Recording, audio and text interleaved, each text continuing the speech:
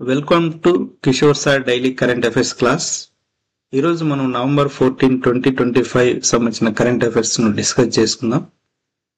మరి ఎవరైతే మన ఛానల్ను ఫస్ట్ టైం చూస్తున్నారో మన ఛానల్ను సబ్స్క్రైబ్ చేసుకోండి. అలాగే ఇంకా ఎవరైతే సబ్స్క్రైబ్ చేసుకోలేదో మరి ఛానల్ను సబ్స్క్రైబ్ చేసుకోండి.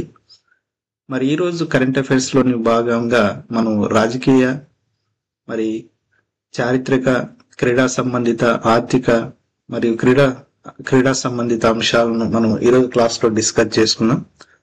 మరి నవంబర్ 14 సంబంధించిన కరెంట్ అఫైర్స్ లో మరి ఫస్ట్ టాపిక్ చూసినట్లయితే 30వ CII సదస్సు మరి మన రాష్ట్రంలో విశాఖపట్నం వేదికగా నిర్వహించడం జరుగుతుంది. సో CII అంటే కాన్ఫెడరేషన్ ఆఫ్ ఇండియన్ ఇండస్ట్రీస్ దీని ఫుల్ ఫామ్. మరి ఈ సదస్సును మన రాష్ట్ర ప్రభుత్వం ప్రతిష్టాత్మకంగా విశాఖపట్నం వేదికగా మరి నవంబర్ 14 నుంచి మరి 16 వరకు మరి నిర్వహించడం జరుగుతుంది. ఈ వేదిక ప్రారంభోత్సవానికి మన భారత ఉపరాష్ట్రపతి అయినటువంటి రాధాకృష్ణన్ గారు ఈ ప్రోగ్రామ్ ను మరి ప్రారంభించడం జరుగుతుంది.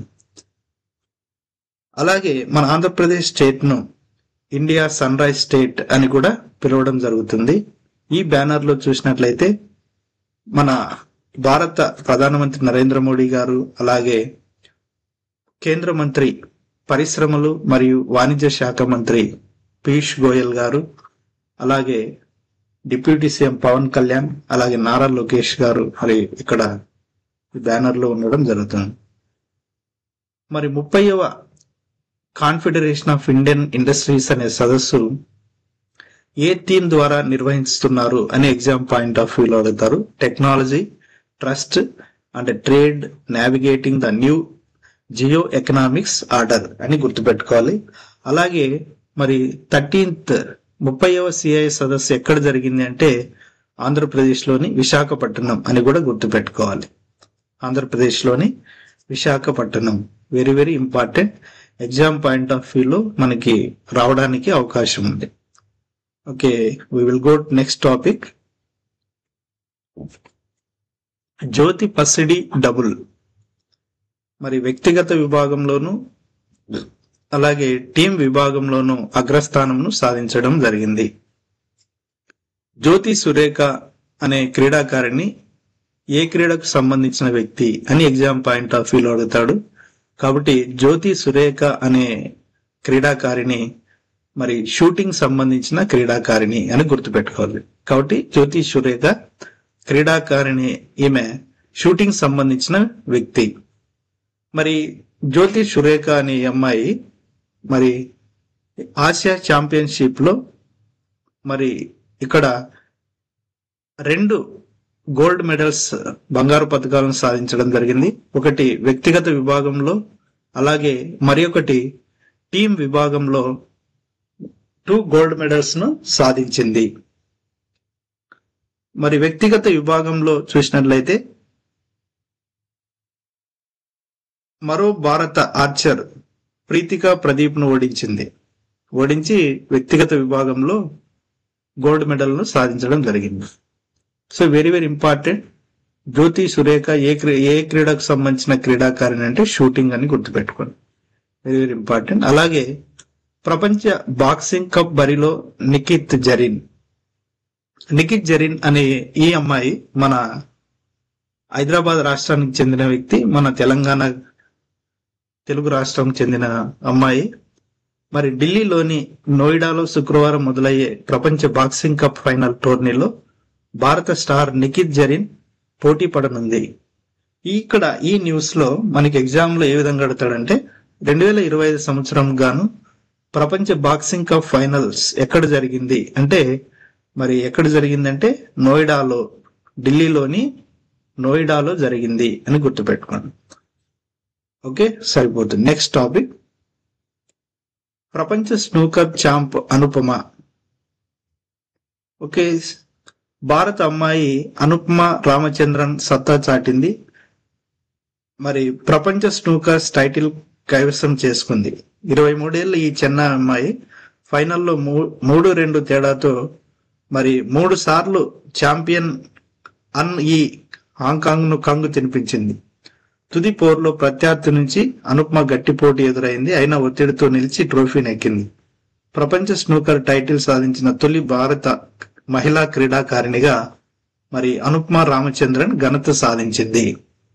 కాబట్టి ఇక్కడ వెరీ వెరీ ఇంపార్టెంట్ ఏమని బిట్ ఫ్రేమ్ చేయడం జరుగుతుందంటే, మరి ప్రపంచ స్నూకర్ టైటిల్ ను సాధించిన తొలి భారతీయ మహిళ ఎవరు, మహిళా క్రీడాకారిణి ఎవరు అని ఎగ్జామ్ లో అడగడానికి అవకాశం ఉంది.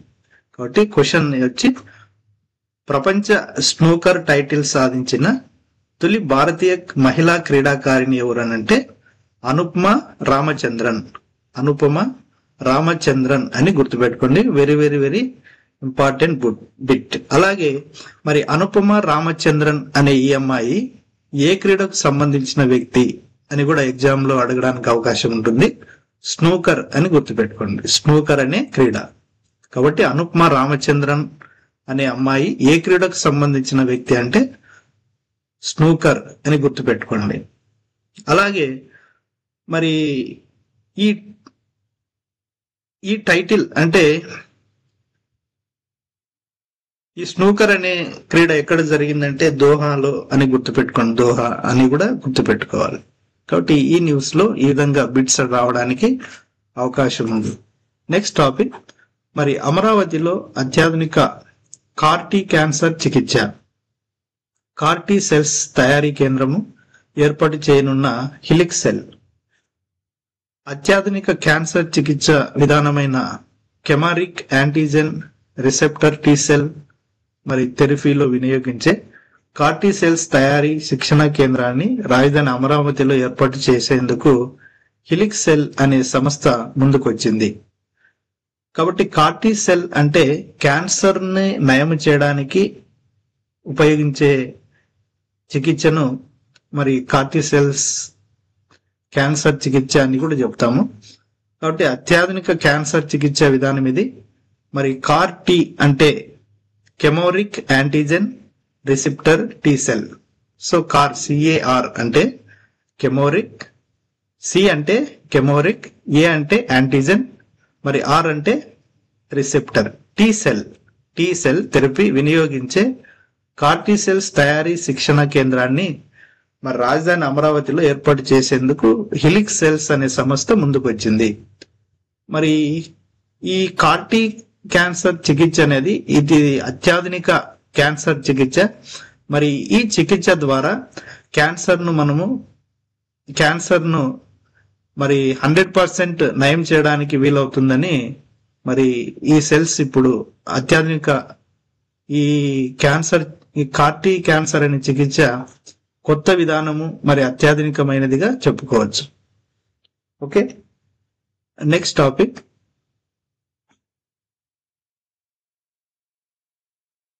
బోట్స్వానాలో రాష్ట్రపతికి 8 చీతాలు అందజేత. మరి దక్షిణాఫ్రికా దేశం బోట్స్వానాలో భారత రాష్ట్రపతి ద్రౌపది ముర్ముకు ఆ దేశ అధ్యక్షుడు డూమా గిడియోన్ బోకే 8 చీతాలను గురువారం అందజేయడం జరిగింది. కాబట్టి మనకి ఎగ్జామ్ లో ఇటీవల ఏ దేశము మన దేశానికి 8 చీతాలను మరి అందించింది అంటే మరి దక్షిణాఫ్రికా దేశంలో బోట్స్వానా అని గుర్తుపెట్టుకోండి. దక్షిణాఫ్రికా దేశంలో బోట్స్వానా అనే దేశము మన రాష్ట్రపతి ద్రౌపది ముర్ము గారికి మరి 8 చీతాలను మన దేశంకు సప్లై చేయడం జరిగింది. ఓకే, ఇంతకు ముందు కూడా మరి 2023లో కూడా మన భారత ప్రధానమంత్రి దక్షిణాఫ్రికా నుండి అలాగే నమీబియా నుండి మరి మన దేశానికి చీతలను మరి తీసుకొని రావడం జరిగింది. ఎందుకంటే మన దేశంలో చీతలు దాదాపు అంతరించిపోయే ప్రమాదంలో ఉన్నాయి. కాబట్టి వాటిని సంరక్షించి వాటిని వృద్ధి చేయాలనే ఉద్దేశంతో మరి వివిధ దేశాల నుంచి చీతలను మన దేశంలోకి దిగుమతి చేసుకుంటున్నారు. కాబట్టి ఎగ్జామ్ లో ఇటీవల ఏ దేశం నుంచి 8 చీతలను మన దేశం దిగుమతి చేసుకుంది అంటే దక్షిణాఫ్రికా, బోట్స్వానా అని గుర్తుపెట్టుకోండి, సరిపోతుంది. అలాగే నెక్స్ట్ మన రాష్ట్ర సంబంధిత అంశము, త్వరలో ఎన్టీఆర్ బేబీ కిట్లు మరి ఎన్టీఆర్ బేబీ కిట్ అనే ఈ పథకం ఎవరికి ఉద్దేశించింది అని అడుగుతాడు ఎగ్జామ్ లో. పుట్టిన బిడ్డల ఆరోగ్య సంరక్షణ కోసం ప్రభుత్వ ఆసుపత్రిలో ప్రసవించే తల్లులకు ఎన్టీఆర్ బేబీ కిట్లు ఇవ్వాలని మరి ప్రభుత్వం నిర్ణయించింది. కాబట్టి ఎన్టీఆర్ బేబీ కిట్లు అనే ఈ స్కీమ్ ఎవరికి ఉద్దేశించిందంటే ప్రభుత్వ ఆసుపత్రిలో ప్రసవించే తల్లులకు మరి ఈ స్కీమ్ అప్లై అవుతుంది. ఇది ఏ రాష్ట్ర ప్రభుత్వం ప్రవేశపెట్టింది అంటే ఆంధ్రప్రదేశ్ రాష్ట్రము అని గుర్తుపెట్టుకోండి, సరిపోతుంది. నెక్స్ట్ టాపిక్, భారత CO2 ఉద్గారాల విడుదలలో స్వల్ప పెరుగుదల. మరి COP30 అనే సదస్సు జరిగింది.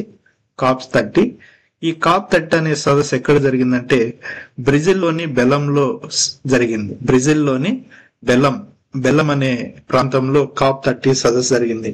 మరి ఈ సదస్సులో మరి కార్బన్ డైఆక్సైడ్ ఉద్గారాల విడుదల 2025లో 1.4% మేర పెరిగే అవకాశం ఉందని నివేదికను వెల్లడించడం జరిగింది. COP30 అనే సదస్సు ఎక్కడ జరిగింది అని ఎగ్జామ్ లో అడుగుతాడు. బ్రెజిల్లోని బెలం అనే ప్రాంతంలో జరిగింది. ఈ సదస్సులోనే మన దేశంలో 2024తో కంపారిజన్ చేస్తే 2025లో 1.4% కార్బన్ డైఆక్సైడ్ అంటే CO2 ఉద్గారాలు ఇంకా పెరిగే అవకాశం ఉందని మరి శాస్త్రవేత్తలు ఒక రిపోర్ట్ను తయారు చేయడం జరిగింది. Okay, next topic,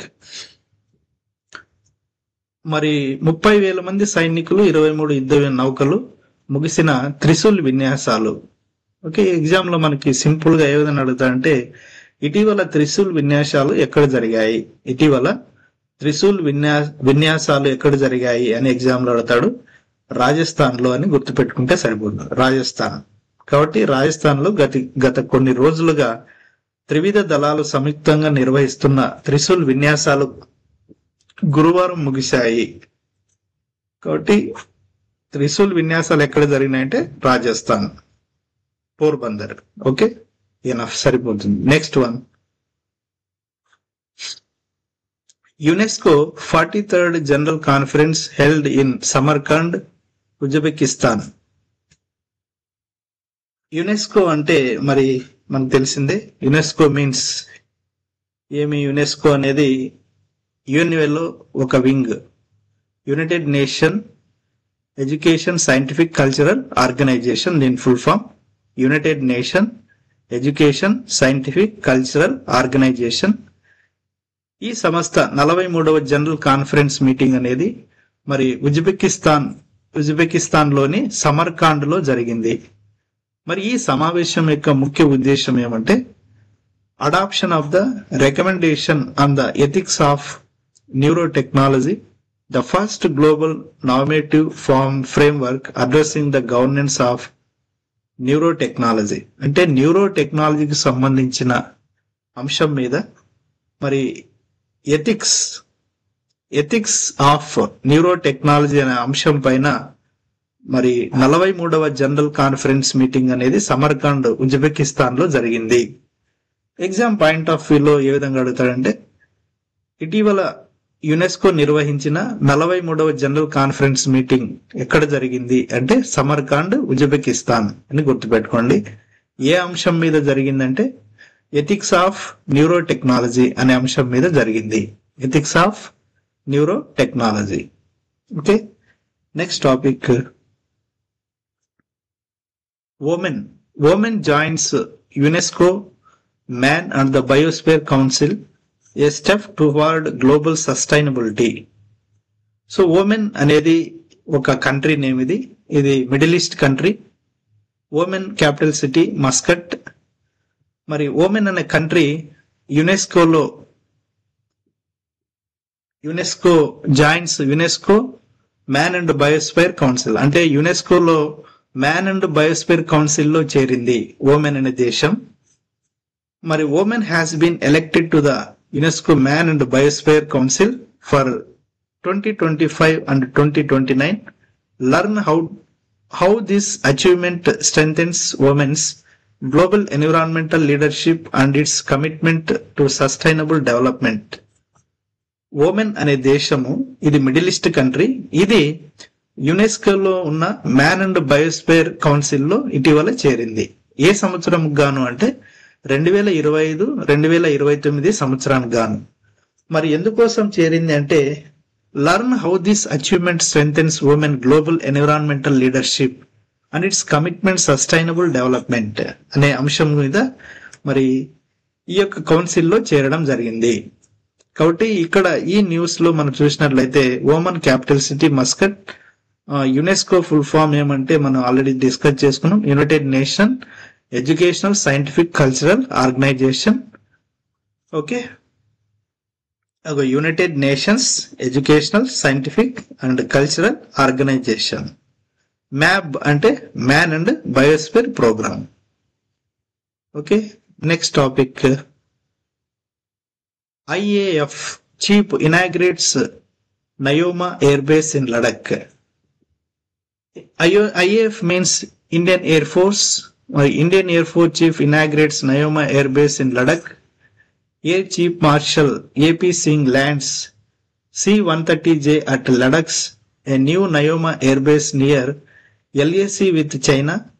Air Base strengthens India frontier infrastructures and air combat readiness.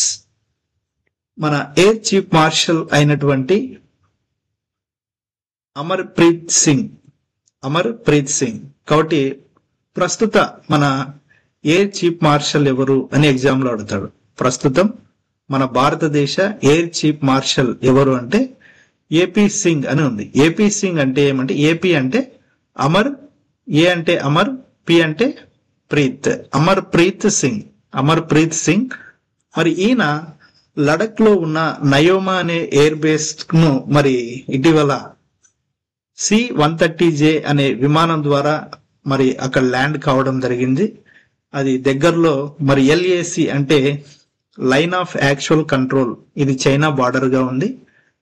మరి ఈ ఎయిర్ బేస్ ను అంటే నయోమా ఎయిర్ బేస్ ను స్ట్రెంథెన్ చేయడానికి మరి ఇటీవల ఈ కార్యక్రమాన్ని నిర్వహించడానికి air chief marshal Amarpreet Singh అక్కడ ల్యాండ్ కావడం జరిగింది. కాబట్టి మనకి త్రివిధ దళాలు అని ఉన్నాయి. త్రివిధ దళాలు అంటే నేవీ, ఆర్మీ, అలాగే ఎయిర్ ఫోర్స్. మరి నేవీకి చీఫ్ ఎవరు, అలాగే ఆర్మీకి చీఫ్ ఎవరు, అలాగే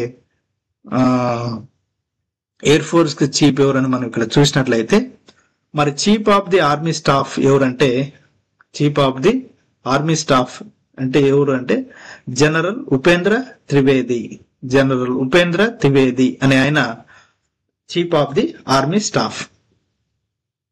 అలాగే chief of the naval staff chief of the naval staff ఎవరంటే admiral Dinesh Kumar Tripathi chief of the naval staff. అలాగే chief of the air staff ఎవరంటే air chief marshal Amarpreet Singh. అలాగే మరి ఇక్కడ ఆర్మీని, నేవల్ ని, అలాగే ఎయిర్ ఫోర్స్ ని ఈ మూడింటిని కంబైన్ చేసి మన బీజేపీ ప్రభుత్వం, మన కేంద్ర ప్రభుత్వం ఒక చీఫ్ డిఫెన్స్ మరి పోస్ట్ ని క్రియేట్ చేసింది. మరి అలాంటి పోస్టులో ఫస్ట్ వ్యక్తిగా బిపిన్ రావత్ గారు ఉండడం జరిగింది. ఆయన ప్రమాదవశాత్తు మరి మరణించారు. మరి బిపిన్ రావత్ తర్వాత నెక్స్ట్ సెకండ్ పర్సన్ మరి chief of the defence staff ఎవరంటే అనిల్ చౌహాన్. ప్రస్తుతం chief of the defence staff ఎవరంటే అనిల్ చౌహాన్ అని చెప్పొచ్చు. కాబట్టి త్రివిధ దళాలకు చీఫ్ ఆఫీసర్స్ ఎవరున్నారంటే ఆర్మీకి అయితే ఉపేంద్ర త్రివేది, అలాగే నేవీకి అయితే మరి దినేష్ కుమార్ త్రిపాఠి, మరి ఎయిర్ ఫోర్స్ కి అయితే అమర్ప్రీత్ సింగ్ అని చెప్పొచ్చు. మరి నేవీ, ఎయిర్ ఫోర్స్, అలాగే ఆర్మీ ఇవన్నిటికీ కలిపి ఒక చీఫ్ హెడ్ గా ఒకరు ఉంటారు. అతన్ని ఏమంటామంటే చీఫ్ ఆఫ్ డిఫెన్స్ స్టాఫ్ అంటాము. మరి ప్రస్తుతం చీఫ్ ఆఫ్ డిఫెన్స్ స్టాఫ్ ఎవరున్నారంటే Anil Chauhan. Very very very important. ఈ 4 నేమ్స్ ని మనము కంపల్సరీగా గుర్తు పెట్టుకోవాల్సి ఉంటుంది. Next topic, Defense Ministry signs 2095 crore deal with BDL.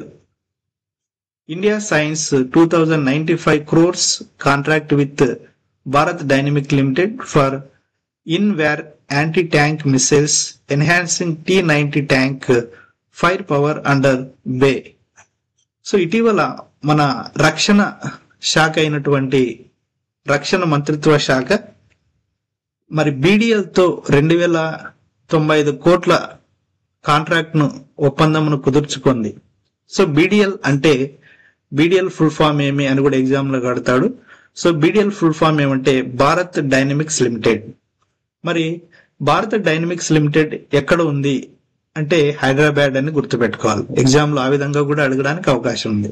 Bharat dynamics limited ఎక్కడుందంటే హైదరాబాద్. మరి రక్షణ శాఖ ఇటీవల మరి BDL తో ఎన్ని కోట్ల ఒప్పందంను కుదుర్చుకుందంటే 2095 crores అని గుర్తుపెట్టుకోండి. మరి ప్రస్తుతం మన రక్షణ శాఖ మంత్రి ఎవరు అంటే ఎగ్జామ్ లో ఆ విధంగా కూడా అడగడానికి అవకాశం ఉంది. ప్రస్తుతం మన రక్షణ శాఖ మంత్రి ఎవరంటే రాజ్నాథ్ సింగ్ అని కూడా గుర్తుపెట్టుకోవాలి. రాజ్నాథ్ సింగ్. సో ఈ విధంగా ఈ న్యూస్ లో ఈ విధంగా ఎగ్జామ్ లో అడగడానికి అవకాశం ఉంటుంది. Next topic, Moody's forecast India has fastest growing G20 economy through 2027. Moody's అనేది ఒక సంస్థ ఇది. Moody's forecast for India 25-27, the rating agency outlined a positive growth trajectory for India's over the next 3 years. According to the latest global economics outlets by Moody's, India is projected to remain the fastest growing economy among G20 nations through 2027. So G20 అంటే group of 20 అంటే group of 20s అంటే అభివృద్ధి చెందుతూ ఉన్న దేశాలు. మరి అభివృద్ధి చెందుతూ ఉన్న దేశాలన్నీ కలిసి ఒక గ్రూప్ గా ఫామ్ కావడం జరిగింది. మరి ఆ 20 అభివృద్ధి చెందుతున్న దేశాలన్నీ ఒక 20 దేశాలు కలిపి ఒక గ్రూప్ గా ఫామ్ అయినాయి. ఆ గ్రూప్ ని షార్ట్ కట్ లో ఇక్కడ ఏమని పిలుస్తామంటే G20 అని అంటాం. మరి ఈ G20 దేశాలలో మరి అత్యంత వేగంగా అభివృద్ధి చెందుతున్న దేశము ఏది అని ఒక మూడీస్ అనే ఒక సంస్థ సర్వే చేసింది. మరి ఇండియా అత్యంత వేగంగా అభివృద్ధి చెందుతున్న దేశము అని మూడీస్ అనే ఒక సంస్థ మరి నివేదికను వెల్లడించడం జరిగింది. మరి ఈ మూడీస్ అనే సంస్థ మన భారతదేశం యొక్క జీడిపిని ఎస్టిమేట్ చేయడం జరిగింది. 2025 మరి జీడిపి వృద్ధి రేట్ ఎంత ఉంటుందంటే 7.0గా ఉంటుందని ఎస్టిమేట్ చేయడం జరిగింది. మరి 2026 జీడిపి గ్రోత్ రేట్ వచ్చి 6.4గా ఉంటుందని ఎస్టిమేట్ చేయడం జరిగింది. మరి 2027 జీడిపి గ్రోత్ రేట్ 6.5గా ఉంటుందని ఎస్టిమేషన్ చేయడం జరిగింది. కాబట్టి మనకి ఎగ్జామ్ లో జీడిపికి సంబంధించిన ఇన్ఫర్మేషన్ కూడా ఎగ్జామ్ టాపిక్ కూడా అడగడానికి అవకాశం ఉంది. ఏమని అడుగుతాడంటే ఇటీవల మూడీస్ అనే సంస్థ 2025 సంవత్సరం గాను మన జీడిపి వృద్ధి రేటు ఎంతని ఎస్టిమేషన్ అంచనా వేసింది అంటే అక్కడ 7 పాయింట్ అని గుర్తుపెట్టుకోవాలి. 7, 6 అలా నెంబర్ ఆఫ్ 4 ఆప్షన్స్ ఉంటాయి. మనం 7 అని గుర్తుపెట్టుకోవాలి. అలాగే మూడీస్ అనే సంస్థ 2026 గాను జీడిపి వృద్ధి రేటు ఎంత ఎస్టిమేషన్ వేసింది 6.4. అలాగే మూడీస్ అనే సంస్థ 2027 గాను జీడిపి వృద్ధి రేటు ఎంత ఎస్టిమేషన్ జరిగిందంటే 6.5 అని గుర్తుపెట్టుకోవాలి. సో ఈ విధంగా మరి మన భారతదేశం యొక్క ఆర్థిక వ్యవస్థ యొక్క జీడిపి వృద్ధి రేటును మూడీస్ అనే సంస్థ ఎస్టిమేషన్ చేయడం జరిగింది. Next topic, Jawaharlal Nehru biography. So Jawaharlal Nehru అంటేనే మనము ఫస్ట్ గుర్తొచ్చే వ్యక్తి మన దేశానికి మొట్టమొదటి ప్రధానమంత్రి. అలాగే మన దేశమును అత్యధిక కాలం పరిపాలించిన ప్రైమ్ మినిస్టర్ ఎవరు అంటే జవహర్లాల్ నెహ్రూ. సెకండ్ ప్లేస్ ఇందిరాగాంధీ కూడా ఉంది. మరి ఇక్కడ న్యూస్ లో చూస్తే పండిట్ నెహ్రూ, మరి నెహ్రూని మనం పండిట్ అని కూడా పిలుస్తాం. జవహర్లాల్ నెహ్రూ భారతదేశ ఆధునిక చరిత్రలో అత్యంత ముఖ్యమైన నాయకుల్లో ఒకరు.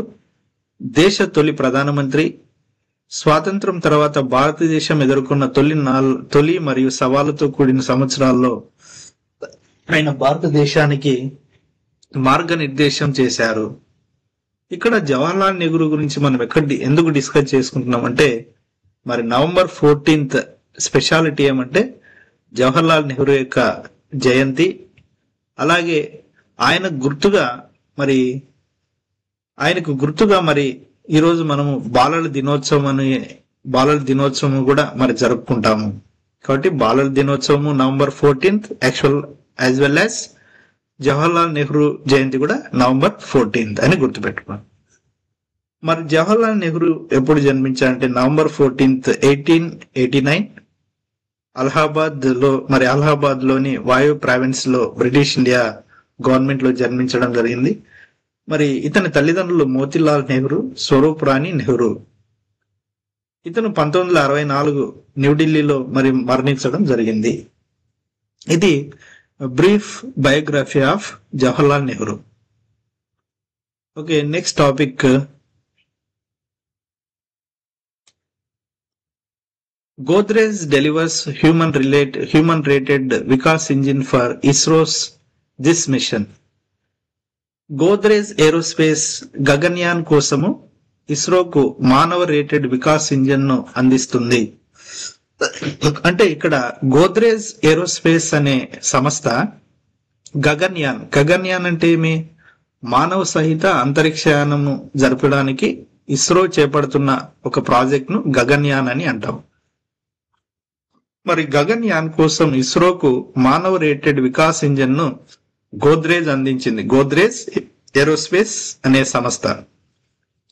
ఇది భారతదేశం యొక్క రాబోయే మానవ అంతరిక్ష ప్రయాణ కార్యక్రమంలో ఒక ప్రధాన మైలురాయిని సూచిస్తుంది. గోద్రేజ్ ఏరోస్పేస్ భారత అంతరిక్ష పరిశోధన సంస్థకు మొట్టమొదటి మానవ రేటెడ్ వికాస్ ఇంజిన్ ను అందించడంతో మానవ సహిత అంతరిక్ష ప్రయాణానికి భారతదేశం యొక్క ఆంక్షలు మరి ఒక పెద్ద ఊపును ఇచ్చాయని చెప్పుకోవచ్చు. మరి ఈ ఇంజిన్ LVM-3 రాకెట్ యొక్క L110 దశకు శక్తినిస్తుంది. మరి ఈ ఇంజిన్ అనేది LVM-3 అంటే లాంచ్ వెహికల్ మార్క్ 3. ఈ రాకెట్ అనేది మరి అత్యధిక బరువైన రాకెట్. దీన్ని మనం బాహుబలి రాకెట్ అని కూడా పిలుస్తాం. బాహుబలి రాకెట్. మరి ఈ రాకెట్ ప్రయాణించేటప్పుడు కొన్ని దశలు ఉంటాయి.